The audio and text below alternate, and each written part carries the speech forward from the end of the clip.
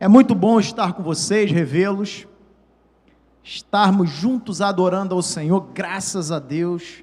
Irmão, a experiência da adoração e do culto, ele é ímpar, não tem como substituir isso.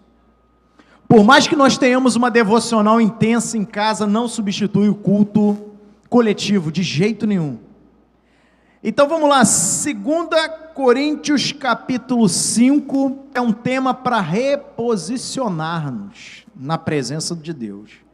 Então vamos lá, 2 Coríntios capítulo 5, a partir do versículo de número 18, nós vamos ler do 18, até o versículo de número 21, diz assim a palavra: Ora, tudo provém de Deus, que nos reconciliou consigo mesmo, por meio de Cristo, e nos deu o ministério da reconciliação, a saber que Deus estava em Cristo, reconciliando consigo o mundo, não imputando aos homens as suas transgressões, e nos confiou a palavra da reconciliação, de sorte que somos embaixadores em nome de Cristo, como se Deus exortasse por nosso intermédio. Em nome de Cristo, pois, rogamos que vos reconcilieis com Deus. Aquele que não conheceu o pecado, ele o fez pecado por nós, para que nele fôssemos feito justiça de Deus. Vamos ler só esses 4 versículos, feche os seus olhos. Vamos convidar o Espírito Santo para tomar essa reunião? Amém? O nosso amigo maravilhoso, para que ele tome esse lugar. Espírito Santo, tome os nossos corações, tome a liberdade, Espírito Santo, para falar, ministrar, cuidar, curar, restaurar, operar o que o Senhor desejar. Espírito Santo, a única coisa que queremos é que o Senhor tenha plena liberdade para fazer o que o Senhor quer fazer essa noite. Nós calamos a nossa voz, o nosso coração, as nossas inquietações, para que o Senhor, ó Espírito maravilhoso, opere tanto querer quanto efetuar, em nome de Jesus, que a tua presença venha fazer com que nada atrapalhe a comunicação daquilo que o Senhor deseja falar, nem a compreensão daquilo que nós precisamos entender ao ouvir a tua voz, em nome de Jesus, amém. Então vamos lá, irmão, primeira coisa que eu quero abordar com você é o seguinte: o texto de Paulo, ele vem dizendo que todas as coisas provêm de Deus, porque ele nos reconciliou consigo mesmo por meio de Cristo. Então vamos lá, presta atenção numa coisa é fato, o amor do Pai nos alcançou, isso é inegável. A atmosfera de amor de Deus nos alcançou de tal forma que nos trouxe para Ele novamente. Irmãos, é um amor tão forte, tão potente, tão atuante, que nos trouxe para Deus, que nos trouxe de volta para Ele. Isso daí é inegável.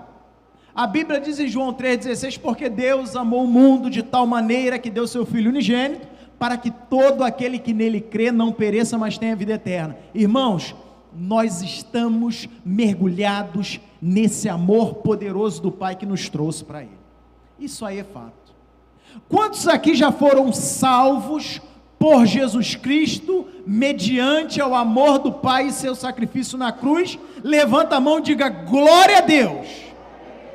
Mas o glória a Deus está tão fraco que acho que tem irmão tem dúvida. Quantos aqui se sentem realmente salvos, redimidos por aquilo que Cristo fez na cruz do Calvário? Diga glória a Deus. Aleluia. Agora a pergunta que eu te faço é: por que Ele te salvou?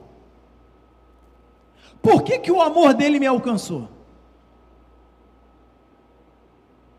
Pastor, eu não sei, eu só sei que Ele me amou, beleza. Agora a pergunta é: por que Ele nos amou tanto?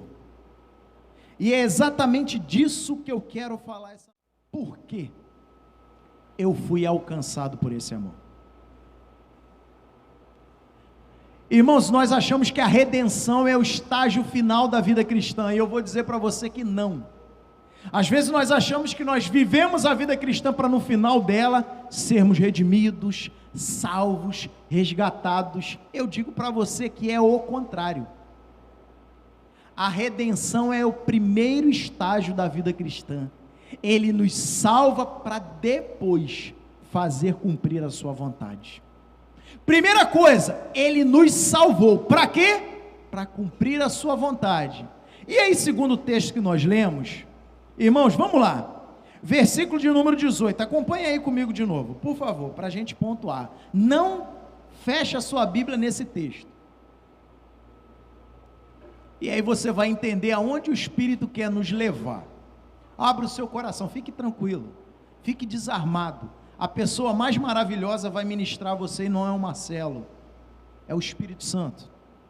Diz assim, versículo 18: tudo provém de Deus, que nos reconciliou consigo mesmo por meio de Cristo e nos deu, preste atenção nessa parte, Cristo nos deu o ministério da reconciliação. Quantos aqui não sabem ainda qual é o seu ministério? O que você tem que fazer no reino de Deus? O texto está dizendo para mim e para você: Deus te deu um ministério, e o nome desse ministério é Ministério da Reconciliação. Sabe por que nós fomos alcançados pelo amor de Deus? Primeiro lugar, para Ele nos dar um legado. Aleluia! Que legado é esse, pastor? Um ministério. E que ministério é esse? É pastoral? É de adoração? É de serviço? Não! Isso são funções no corpo. É o ministério da reconciliação. Pastor, o que é o ministério da reconciliação? Irmãos, reconciliar é você estabelecer as pazes em partes que estão brigadas em desavença. Aí você vai me perguntar: pastor, mas se esse ministério é o meu, então eu estou aqui na terra para promover a paz entre os irmãos? Sim e não. Quando Jesus nos deu o ministério da reconciliação, sabe o que Ele estava nos entregando? Qual era o legado? Nós somos o agente dele para reconciliar o homem com Deus. Isso é reconciliação. Irmãos, eu não sei você, mas esse ministério foi me dado, e esse ministério foi dado para você, e agora eu quero dizer que as partes brigadas, o homem pecador com Deus o eterno, podem ser reconciliados através do ministério que Ele nos deu. Esse é o primeiro legado. Fomos salvos para receber um legado. Irmão, se você está aqui essa noite e o teu coração ainda tem dúvida, eu digo para você e reafirmo: Ele confiou algo nas suas mãos que talvez você não tenha ideia do tamanho disso. Sabe o que é reconciliar? É você de novo estabelecer a possibilidade de amizade genuína, verdadeira e profunda. Essa é a vontade de Deus quando Ele nos salvou. Irmão, Deus nos salvou não nos salvou só para nos livrar do inferno, tá? E agora eu quero que você abra o olho. Deus não te salvou para te dar bênção, tá?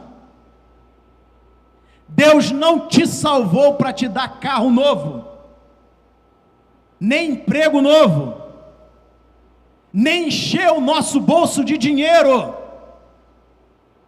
Deus não é pai de filho mimado.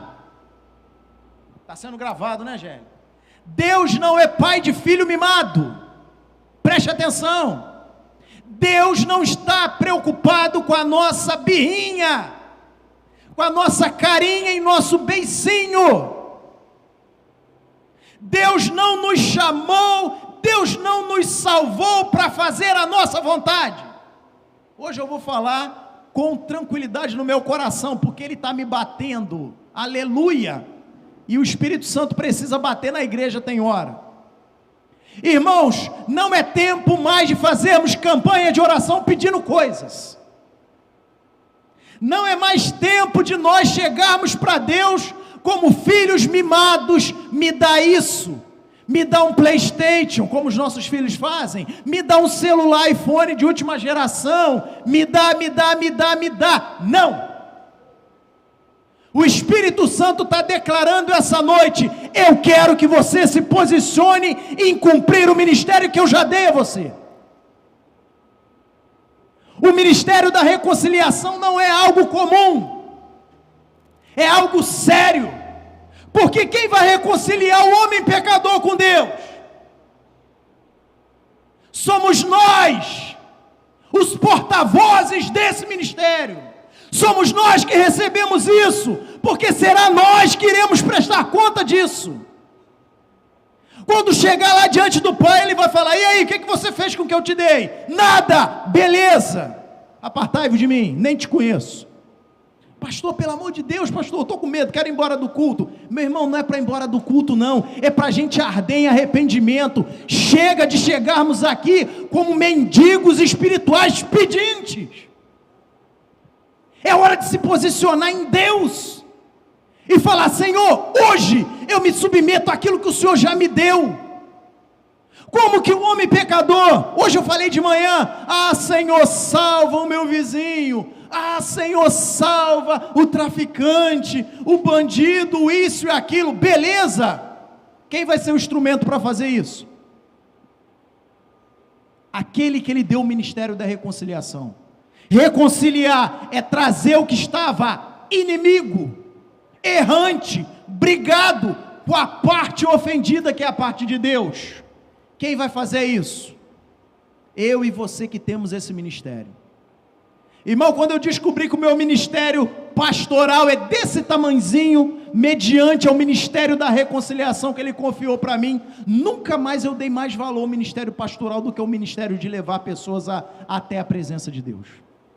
Nunca mais eu olhei para o meu ministério e me engrandeci com ele. Nunca mais eu olhei para esse altar aqui e falei: nossa, eu cheguei aonde eu queria. Muito pelo contrário, eu falei: rapaz, eu sou um miserável, porque o ministério que Ele me deu é o ministério que Jesus tinha. Irmão, você tem noção do que é isso? Sabe qual foi o ministério, qual é o ministério que você tem? O mesmo ministério que Jesus teve. É pouco? Você tem dúvida ainda se há sobre a sua vida graça de Deus para curar, para libertar, para ser um instrumento para salvar, para restaurar? Eu digo para você, meu irmão, essa noite, o ministério da reconciliação é tudo aquilo que Jesus fazia, Ele nos deu por meio do seu sacrifício. Eu acho que talvez nós saiamos daqui com o coração ardendo ou com o coração temeroso, mas eu quero dizer essa noite, primeira coisa, irmão, se eu acho que a salvação é o estágio final de tudo, eu vou dizer em nome de Jesus, que haja um batismo de arrependimento em nós essa noite. Irmão, nós estamos parados, porque nós não sabemos o que o Pai nos confiou por intermédio de Jesus. Por que Ele nos salvou? Para nos deixar um legado, um ministério, chamado Ministério da Reconciliação, está no texto. Aí vamos ler um pouquinho mais, vamos lá, versículo de número 19, a saber que Deus estava em Cristo, reconciliando consigo o mundo, não imputando aos homens as suas transgressões, e nos confiou a palavra da reconciliação. Primeira coisa, Ele nos deu um ministério. Segundo, Ele nos deu um testamento, uma palavra. Qual é o ministério? Reconciliar as partes que estão brigadas, o homem pecador com Deus o Criador. Quem vai fazer isso? Eu e você. A igreja que está aqui na face da terra, porque a igreja vai ser cobrada. Pastor, vai ser cobrada? Vai. Irmão, você sabia que Ele fala todos os dias conosco qual é a sua vontade? Quantos aqui têm dúvida de que o Espírito Santo, através da sua pessoa maravilhosa, fala todos os dias a sua vontade? Ninguém tem dúvida disso. Aí eu pergunto para mim mesmo, será que eu faço a sua vontade? Se eu não faço, um dia eu prestarei conta daquilo que eu não estou fazendo. Irmão, o Evangelho é esse. O Evangelho não é uma experiência centrada em mim, não. O Evangelho não é uma experiência onde eu sou o final de todas as coisas, não. O Evangelho é uma experiência que revela a vontade dele para mim. E qual é a vontade dele? Ele me deu uma palavra. Que palavra é essa? A palavra da reconciliação. Um ministério? Sim, o que eu vou fazer. E agora uma palavra. Que palavra é essa? A palavra da reconciliação. Que palavra é a palavra da reconciliação? O Evangelho de Jesus. Irmãos, eu estou entendendo que a minha salvação teve um propósito. A sua salvação tem um propósito. Pastor, e essa palavra? O que é essa palavra? Essa palavra se chama o Evangelho de Jesus. O que é o Evangelho de Jesus? As boas novas de Jesus. O que são as boas novas de Jesus? São as palavras de Jesus, a única palavra capaz de levar o homem à salvação. Isso tem que estar na nossa boca. Irmão, eu não vou falar de crente, vou falar de crente sim. Crente é bicho terrível às vezes. O crente às vezes tem tanta dificuldade para falar do amor de Deus, do Evangelho, mas não tem dificuldade. Irmão, eu fico olhando, tem crente que fala a escalação do Flamengo dos 3 times, o reserva, o titular e o sub-20. Tem pessoas que sabem qual é o calendário de todo o Brasileirão, tem pessoas que conhecem série com detalhes do início ao fim, mas na hora de falar da fé, gagueja, tem muita dificuldade. Irmãos, a palavra que foi nos dada é essa. Quem é Jesus? O porquê que ele morreu? E qual é a razão que estamos aqui reunidos? Eu estou nos levando a pensar, será que as nossas reuniões todos os dias, aqui no templo, elas não precisam passar por uma experiência de renovação para entender o porquê que nós estamos aqui? Para entender qual é a vontade dele. E a palavra? Que palavra é essa? O Evangelho de Jesus. Irmãos, quando eu me converti, a primeira coisa que a gente aprendia quando se convertia era o seguinte: eu me converti já há 22 anos, e a gente aprendia que quando se converte, tem que ler a Bíblia, certo? É a primeira coisa que a gente aprende. Hoje em dia a gente aprende que quando se converte, a primeira coisa que você tem que fazer é usar roupa de crente. Olha como é que inverteu as coisas, né? Primeira coisa que acontece quando nós nos convertemos é isso, a experiência com a palavra. E eu aprendi logo de cara a encontrar o Evangelho de João. Porque o Evangelho de João era o Evangelho do novo convertido. Era o Evangelho que falava da pessoa e da vida de Jesus e do seu ministério. Ali nos ensinava a palavra da reconciliação.